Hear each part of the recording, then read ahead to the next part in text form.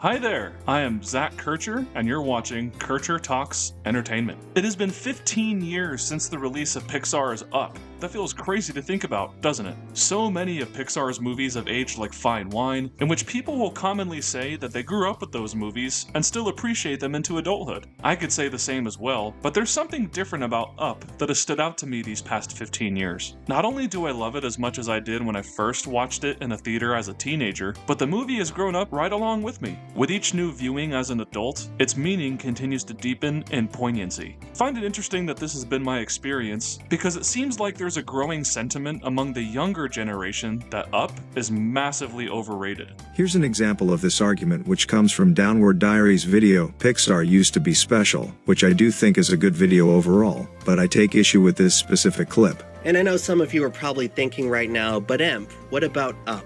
The movie that has perhaps the most memorable and emotional scene that Pixar ever produced. And while yeah, I will say that the opening of Up is a very well done scene, there's no denying it, I've since grown to almost resent this scene for what's gonna sound like a pretty unusual reason.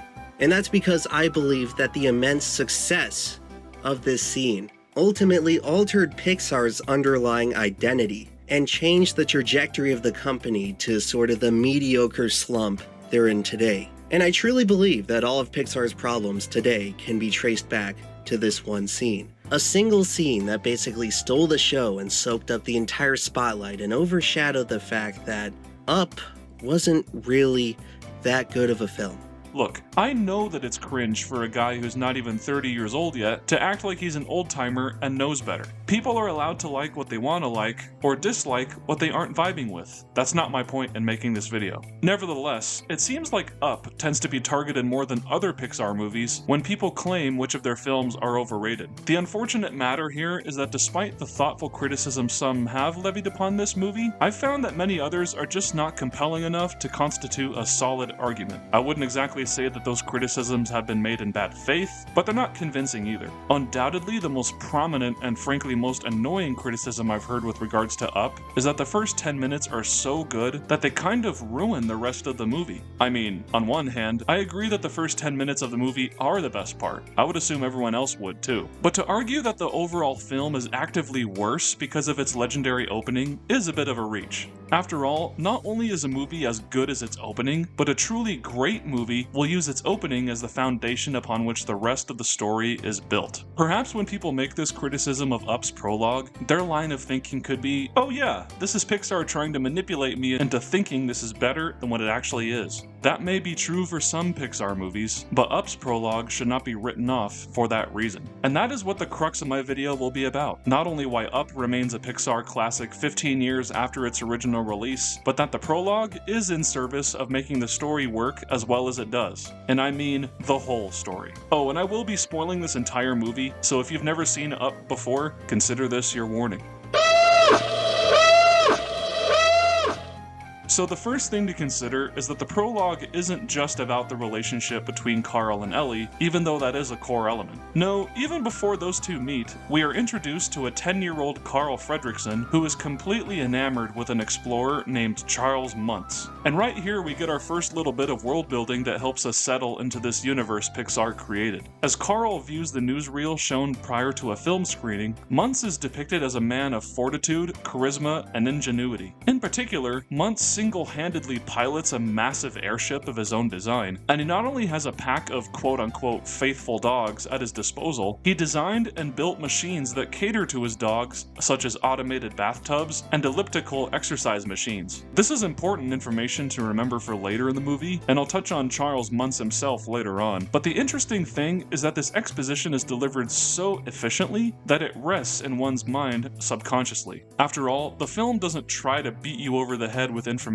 such as Charles Muntz being the designer of his own aircraft. Truth be told, after all this time, I somehow didn't catch this in the prologue until rewatching this clip as research. Either way, it's this exposition that makes the crazier inventions like the dog voice collars a bit more believable later on, because if Charles Muntz could make tech like this in the 1930s or 40s, who's to say that he couldn't engineer crazy new stuff after multiple decades? Anyway, I'm getting ahead of myself. This prologue serves its purpose quite well in establishing what Charles Muntz is capable of, and his motivation for chasing after the so-called monster of Paradise Falls. But we view all of this from the perspective of bright-eyed Carl Fredricksen, who soon meets someone that changes his life forever. A girl named Ellie, who shares his love for Charles Muntz and the brand of explorer that he is. Of course, you know the rest. The two of them get married years later, they quite literally build a home together, and share a happy marriage until the day that Ellie sadly passes away from an illness. Now, it is easy to get swept in the emotion of this prologue due to Michael Giacchino's Oscar-winning music. It worked on me, after all, for Married Life was the final tune my wife and I included in our wedding video. However, what seems to get overlooked here is that there are subtle details that carry through the entire film and define Carl's eventual character arc. For example, let's take the jar of coins that Carl and Ellie set aside for their South America travel fund. We see them try to deposit money into it every now and then, but random expenses like flat tires and hospital visits force them to dip into their savings. This is pretty relatable for any married couple, but in this specific case, the intention in highlighting this is that Carl and Ellie get so comfortable and pleased with their daily routine of working together at the zoo that their big, lofty dreams get pushed to the side. Ultimately, the coin jar gets shoved into a corner, but as we clearly see in this montage, Carl and Ellie don't seem to care. They're just content existing in the same space together, even if they're doing menial chores around the house. No matter the challenges they face, or however mundane their routine is, they enjoy it because of the fact that they experience those things together. I mean, that one shot where the two of them are just sitting reading books, but they hold hands while doing so, that's what a good, happy marriage looks like. You can enjoy being in the same space together, even if you're not constantly engaged in active conversation or doing the same thing. Needless to say, they were content with their life, and it's only after Carl goes out of his way to buy plane tickets that Ellie succumbs to her illness, taking her unfulfilled dream of visiting Paradise Falls to the grave. Carl's reasons for getting out of bed slowly start to fade away as well, with his existence basically being reduced to eating, sleeping, and wallowing in self-pity. But who can blame him? The love of his life is gone, and when his house, the last remnant of anything meaningful in Carl's life, is threatened with being bulldozed, he takes desperate measures. That being attaching countless helium balloons to his house, and finally fulfilling Ellie's dream of living in South America. Only, once the Fredricksen home is airborne and on its way to Paradise Falls, Carl learns he has a stowaway.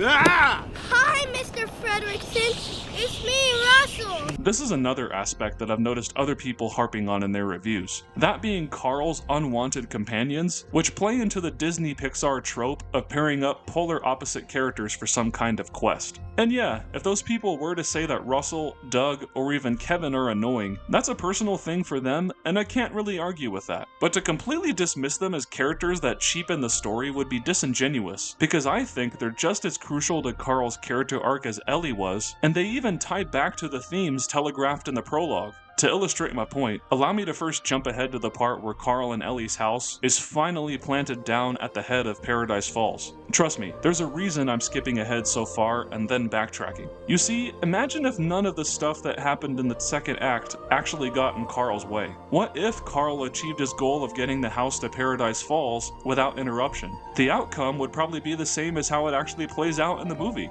The house would be there, it would be deathly quiet inside, and Carl would be left as alone and purposeless as he was back in his hometown. And that's exactly how he feels even after Russell helps him get his house to that spot. His life has not improved at all, even after fulfilling Ellie's dream. However, he has an epiphany after reading through Ellie's adventure book and looking over scrapbook pages that he had never seen before. As we see over the next couple minutes, Carl realizes that Ellie didn't care so much that she never got to go to Paradise Falls, since her adventure was just enjoying life's little moments with Carl. She seemed to know that deep down, Carl felt this way too, so she lovingly included a note thanking him for the adventure they shared together, encouraging him to have an adventure of his own. In other words, she wanted him to go on and find a new purpose after she would be gone. This is one of the most cathartic moments of the film, but it's not because of some Disney-fied appeal to emotion. Rather, it's earned because of the story events that got us to this moment. Specifically, the relationships that are developed between Carl, Russell, Doug, and Kevin. And like I said earlier, you can tie this back to the prologue. Carl and Ellie spent what we can assume was like 50 years working together at a zoo, with Ellie being a zookeeper and Carl being a balloon salesman for pretty much that entire time. You don't spend decades of your life at a single job, especially one as simple as selling balloons, unless you, 1, have no other choice, or 2, you truly love what you're doing. I think it's safe to say that Carl fell in the latter camp. By extension, if he spent so much of his life doing that job, he probably enjoyed being in an environment surrounded by little kids and animals, particularly exotic ones. Wouldn't you know it, once he embarks on his quest to Paradise Falls, he does so with a kid, a dog, and an exotic flightless bird in tow. The differences here are that he gets trapped in a situation he never wanted to be in, and with characters he's even less enthusiastic about than his current predicament of walking his floating house across the high plateau. He has one simple goal, and things keep getting in the way. But as the story progresses and he opens himself up to helping Kevin and her chicks stay safe from Charles Muntz, his affection for his 3 unlikely companions grows and grows. Even Russell has a short exchange with Carl where he shares a seemingly mundane memory of spending time with his father, which draws a parallel to the epiphany Carl had that I mentioned earlier. He used to come to all my sweat lodge meetings. And afterwards, we'd go get ice cream at Fenton's. I always get chocolate and he gets butterbrickle. Then we sit on this one curb right outside, and I'll count all the blue cars and he counts all the red ones, and whoever gets the most wins. That might sound boring, but I think the boring stuff is the stuff I remember the most.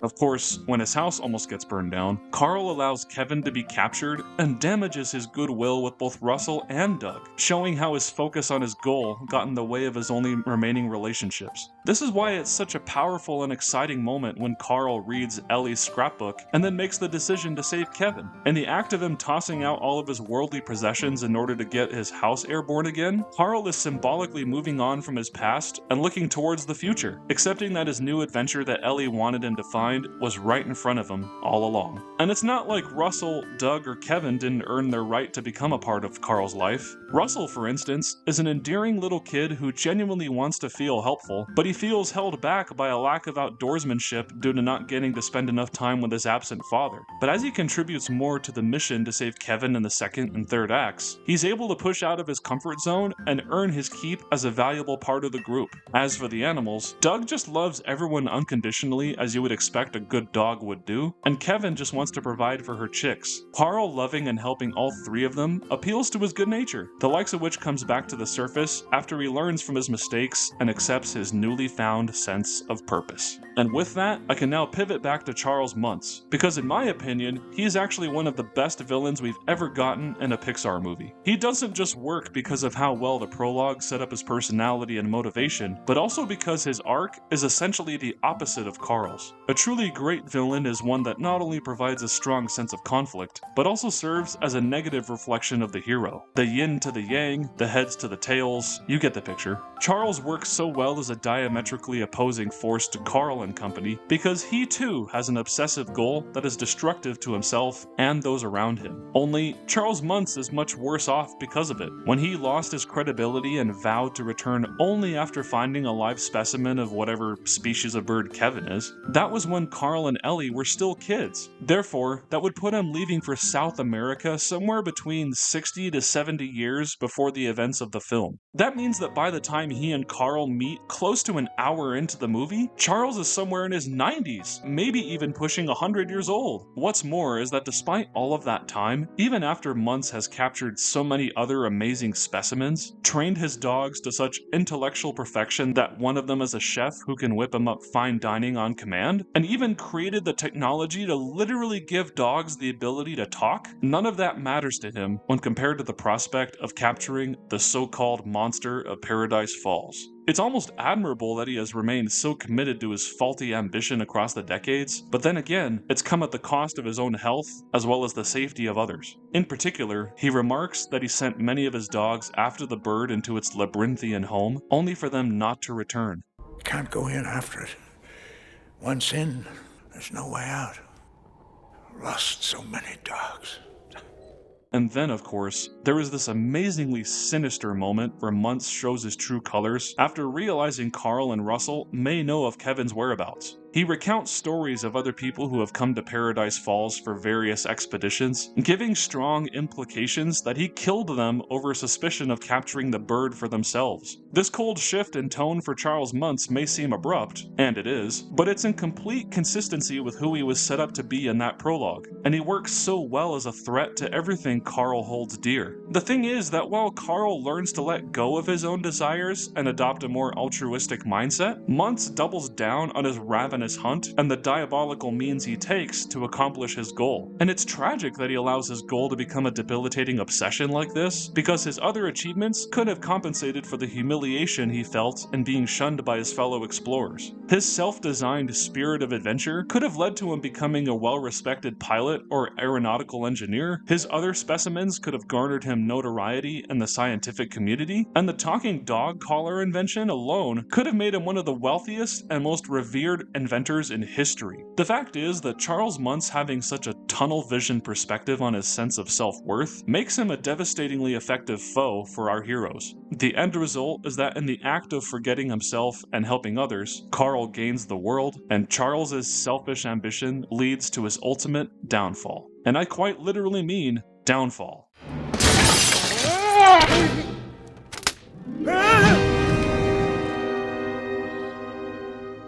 Ultimately, I think most people would agree that Up is at the very least an enjoyable movie, maybe even a great one. But for all of these aspects and more, I fully believe that this deserves to stand right alongside Pixar's many beloved classics from the 90s and 2000s. Its story earns its reputation from the deified prologue all the way to its immensely satisfying finale. And here's one last comment I wish to add before wrapping things up. At the time of writing this part of the video, I had just heard about an interview Pete Docter had with Bloomberg prior to the release of Inside Out 2, which is in theaters by the time you're watching this. The article itself was locked behind a paywall, so I can't show it to you myself, but Shafrilla's put out a solid video on the subject, so if you want to learn more, I would recommend checking that out. The link is in the description. Needless to say, Pete Docter, the current chief creative officer at Pixar, who was also the director and co-writer of this very movie, mind you, essentially said that the past few years of Pixar's financial woes is forcing the studio to pivot their strategy more exclusively to sequels and spin-offs. You know, the tired and played out thing that Disney as a whole has been heavily criticized for pushing for the past 10 to 15 years. Even though I have really enjoyed some of the sequels Pixar has put out, I grew up along with the studio's golden age of releasing one masterful original film after another. It got to a point in the mid to late 2000s that you knew that when a new Pixar movie was coming out, it was a cultural event you could not miss out on. Disney marketed their films as such, and that lesson wasn't lost on me as a kid when I would see those movies and then get excited when the next Pixar film would be teased over a year prior to their eventual release. This was no exception with Up, which was one of the most celebrated and commercially successful films of 2009. For crying out loud, it ended up becoming the second out of only 3 animated movies in history to be nominated for the Academy Award for Best Picture. With all of that being said, I'm sad to say that in the 15 years that have passed since Up's release, Pixar's reputation has gone through a lot of peaks and valleys, with their brand power possibly being in the worst possible spot it has ever been in the studio's history. It would take a lot for them to garner the same level of prestige that they have had all those years ago, and judging off their new film production strategy and the corporate hacks who run Disney's media division, I don't think that is going to happen anytime soon. It's my hope that eventually Pixar will look back on great movies like this one and realize that if they want to get moviegoers' trust back, they need to return to making more movies like Up.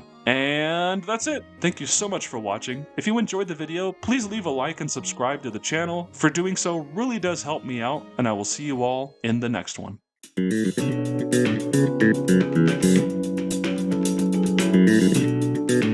Thank you.